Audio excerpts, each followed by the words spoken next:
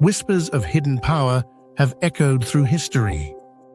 From secret handshakes to mysterious symbols etched into currency, the name Illuminati has become synonymous with one question: who really controls the world?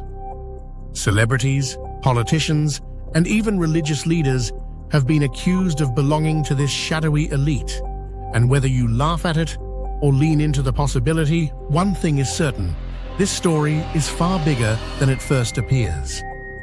The truth is, the Illuminati wasn't born from the wild fantasies of online forums or late-night conspiracy theories. It was real.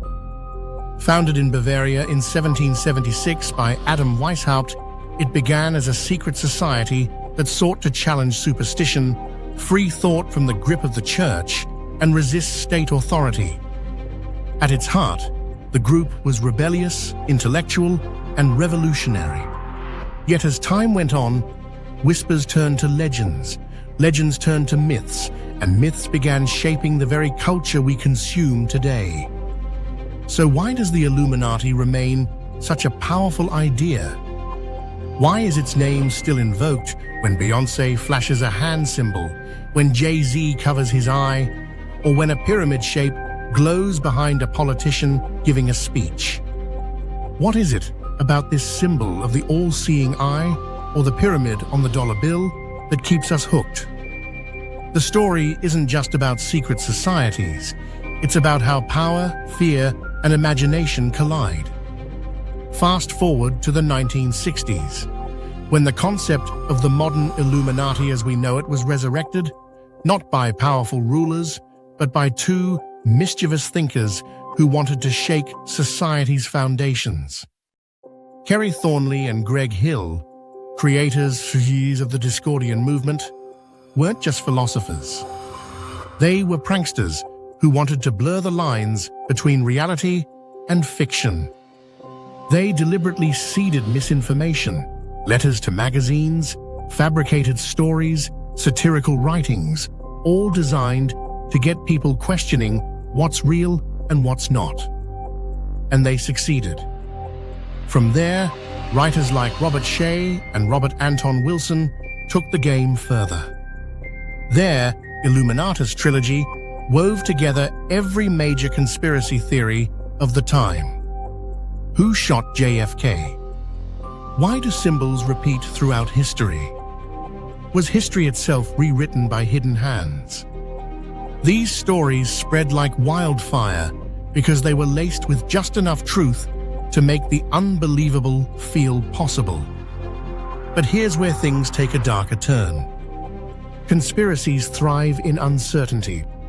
The more chaotic the world becomes, the more people crave simple answers. Answers that make sense of chaos. That's where the Illuminati theory found fertile ground and why it persists today. It offers the idea that there's an explanation behind everything, a puppet master pulling the strings. When economies collapse, when wars erupt, when cultural icons rise or fall, it's easier to believe in a hidden hand than to accept randomness. Yet this isn't only about fear. There's also fascination. Many musicians, filmmakers, and influencers deliberately lean into Illuminati references. Rihanna once held a fake newspaper with a headline screaming, "Illuminati Princess." Jay-Z famously raised his diamond hand sign, sparking endless debates. Were they secretly revealing their allegiance? Or simply playing with the myth to keep us talking? The answer might not matter. What matters is that the myth works. It creates curiosity, engagement, and cultural power. Still, one cannot ignore the psychological grip of symbols. The pyramid, the eye, the goat. These visuals appear in everything from ancient texts to modern pop videos. Coincidence? Or evidence of continuity across time? Conspiracists point to these patterns as proof that the Illuminati is alive and well, embedding its presence in plain sight. Skeptics dismiss it as pareidolia, the human brain's tendency to find patterns even when none exist. But here's the catch: even skepticism fuels the myth.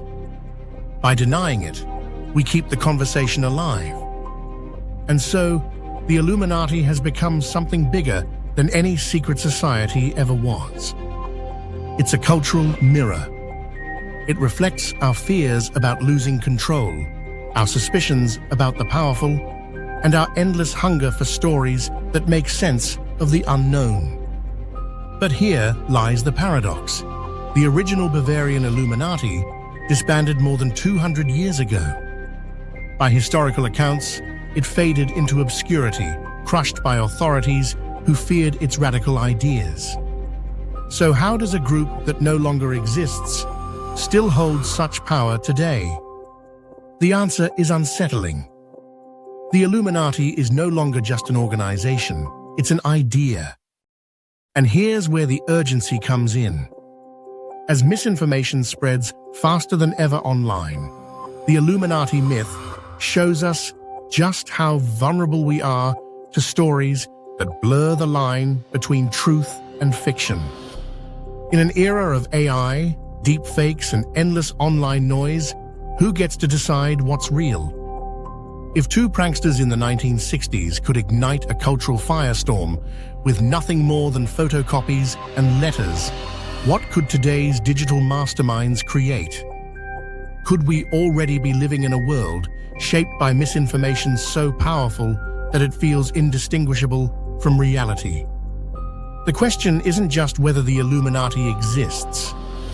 The question is, who benefits when we believe it does? Does it distract us from the real, visible powers shaping our lives, corporations, governments, technologies, or does it awaken us to question everything, including them? That tension is why this myth will never die. Because even if it's not true, it's useful. And usefulness is power. As we close, remember this: the Illuminati may have started as a secret society of radicals, but today it is something far more dangerous, an idea that refuses to fade. Whether you're skeptical or convinced, one truth is undeniable. The moment you wonder, the moment you ask, the moment you search for answers, you've already stepped into their world. So, do you still believe the Illuminati is just a story? Or has the story itself become the reality?